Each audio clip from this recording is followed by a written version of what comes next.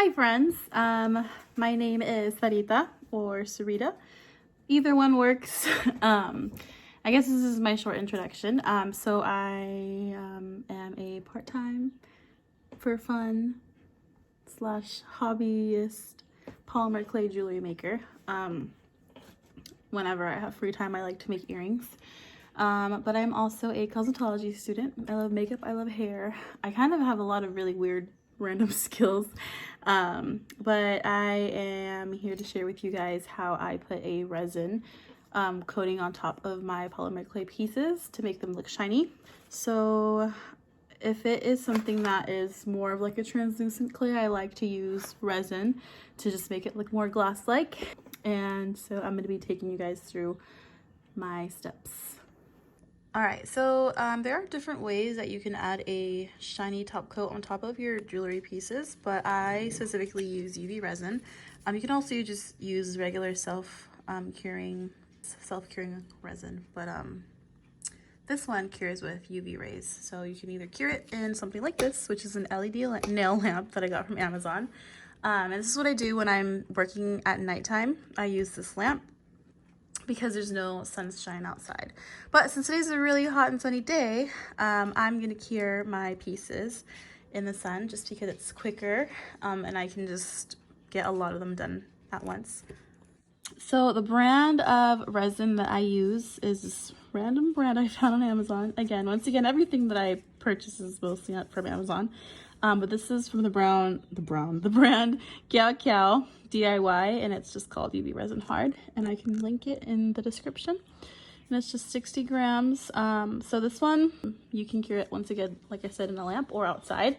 When you cure it in a lamp though, it takes like 2 to 4 minutes. It usually takes me a little over 4 minutes just because sometimes there's still like a sticky coating. You can remove alcohol, but I like to just stick them in there for longer. So I put my pieces in maybe like 13 at a time inside this lamp. But when you're curing in the sun, it only takes 30 to 90 seconds. I like to leave them out there for like 5 minutes, so just in case. So yep, I'm gonna be using this today. All right, so you're gonna take your clay piece. First and foremost, make sure that the edges and the top coat or the top part of your piece is sanded, just to at least give the top layer a gritty feeling so that the resin can adhere to it and stick to it. If you don't sand it, you're gonna get resin that's all lumpy and bumpy and it kind of just wants to stay in one place. Yeah, and it makes it very uneven. So make sure that your piece is nice and sanded. It doesn't have to look perfect because we're just gonna coat it with resin anyways. So I have sanded it, and I use this little sanding tool to kind of add little grooves and grits inside or on top of my piece to make the resin stick better.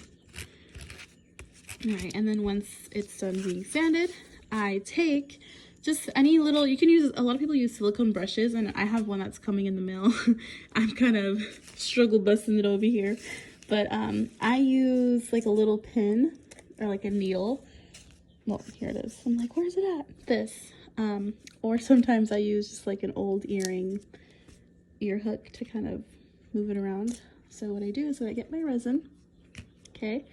And really it's just a personal preference on how much you want to add on top. I just want like a thin, even coat on the top of my piece to make it look very glass-like. So I'll add a few drops or a glob.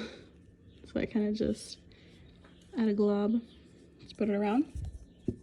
And once it's on there, I'll take my pin and I'll kind of just evenly spread it out all over the top surface until it's just evenly coated everywhere. I don't want to leave any little naked spots because if you leave anything uncoated, you'll be able to tell once it's cured. The way it looks now is the way it's going to cure. So you want to make sure that you evenly smooth it out. I like to go around the edges a little bit to make it look a lot more smooth. So just make sure that you are evenly coating it, moving it around enough so that it's just everywhere. What I like to do once I'm done with this step is I like to kind of take a step back at an angle and look to see if there are no air bubbles or any uneven like surfaces. You see how there are air bubbles here. So what I'll do is that I will kind of gently tap it to remove the bubbles. So you see how the bubble went, and there's one here. I think it's like a little dust, but anywhere where there's air bubbles, I'll just gently tap it, move it to the side to get those air bubbles out, because it will cure like that. And I mean, it's kind of inevitable to have 0 air bubbles in there, but I just like to do this to make sure that there are as little as possible. And once it is looking good, I think this little part needs some, it's got a little naked spot right there on the side.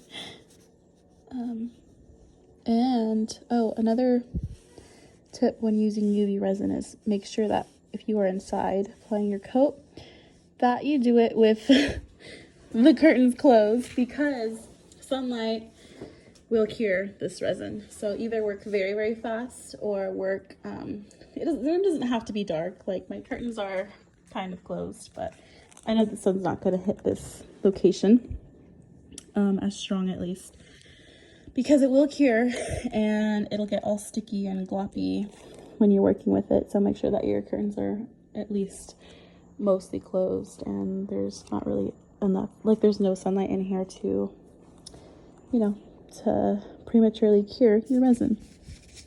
Dang, I see this guy bubble. Go away, dude. We don't want you here. Okay. Yes. So once it is done, we are gonna walk it outside. One more thing. Make sure that you wear gloves. I am careless. I don't wear gloves. I think I've only worn gloves once, but I've had a very bad incident where the UV resin has gotten on my fingers. So try not to get it on your fingers, on your hands, or on your clothes, because it will stick once you get in the sun. It's kind of like crazy glue. So if you've ever accidentally crazy glued your fingers together, they will stay like this with UV resin. And it was really hard for me to separate my fingers. And it leaves like a very hard to get off, literally plastic coat on top of your finger or your skin. So I do advise to wear gloves. Or if you don't, just be very, very careful, because this stuff is no joke. And it also smells kind of bad. So you're supposed to wear a mask technically too. Something I also don't do. Yeah, I probably should be wearing more personal protective equipment. But okay. Now we're walking her over to the sun. There's my dog, Steven. Just protecting our house from pigeons. I like to take it to direct sunlight just so it cures the fastest. So here are some pieces that I put out there a couple minutes ago. So it says it needs to be in the sun for like 90 seconds. I'm gonna touch these and see if they are ready. Well, they're pretty much done. Yeah, they feel nice and smooth. But I like to leave them out there, as I said, for a little longer, just to make sure that it's fully cured. And they do kind of have like a sticky surface sometimes, so I'll just wipe it down with like an alcohol wipe. But this is what they look like once they are fully cured in the sun. So this is a translucent version. They should look nice and just shiny. You see that shine? We want the shine, we want the shine. This one has a little bit of air bubbles in it, but I mean, honestly, you can't really tell. All right, this is what a piece looks like once it's fully cured. I'm trying to get the shine. There you go. You see that shine? That is why I put resin coats on top of clay pieces that have the translucent color on it, just to make it look more glass-like, more crystal-like, and just very, very pretty. So I think these are done. I'm gonna take these inside.